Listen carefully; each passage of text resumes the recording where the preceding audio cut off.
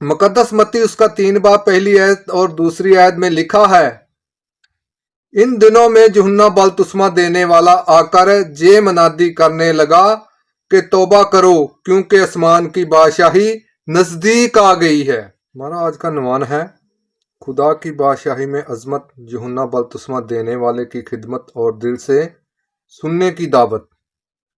तौबा की सदा में खुश आमदीद। मैं आपका भाई बाबर मसीह आपके लिए हाजिर हूँ।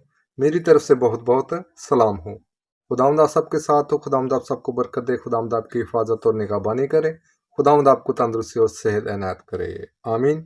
प्यारे बहनों और भाइयों, आज हम मुकद्दस मत्ती उसका 11 बाब 11 आयत से लेकर 15 आयत पर गौर करेंगे, जहां यीशु मसीह हमें ये सिखाते हैं कि खुदा की बादशाही में अजमत का म्यार दुनिया के म्यार से मुख्तलिफ है और खुदा हर उस शख्स को कबूल करता है जो सुनने और मानने वाला दिल रखता है। मेरे मोहतरम अजीज बहनों भाइयों, चलो आज का कलाम मुकद्दस सुनते और सीखते हैं कि आज के कलाम मुकद्दस में खुदावन ने हमारे लिए क्या हिदायत बख्शी है।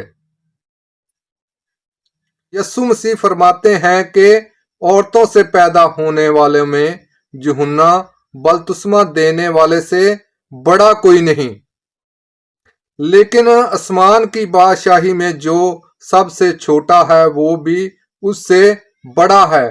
फिर यीशु वाज़ह करते हैं कि यूहन्ना के दिनों से खुदा की बादशाही जोर से आगे बढ़ रही है, और आखिर में फरमाते हैं, जिसके कान हो वो सुने।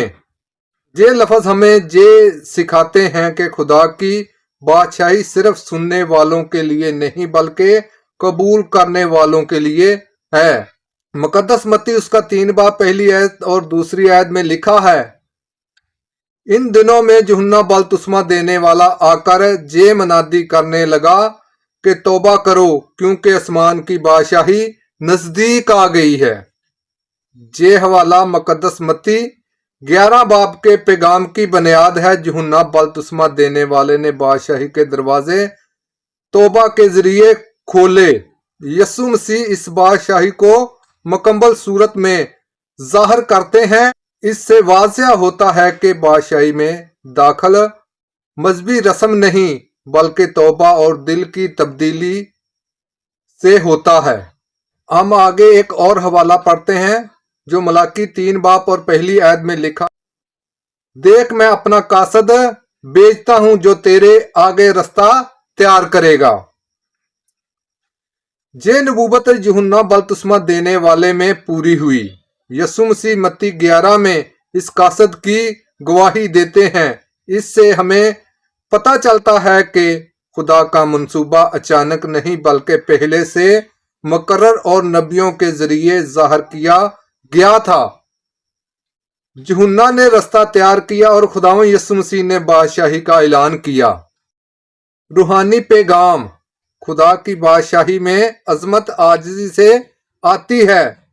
तौबा की बगैर बादशाही में दाखिल मुमकिन नहीं। जिसके कान है वही कलाम को सच्चाई से सुनता है। मेरे मोहतरम अजीज बहनों भाइयों, जो आज का कलाम मुकद्दस पढ़ा और सुना, आज के कलाम मुकद्दस पर गौर लाजमी करना।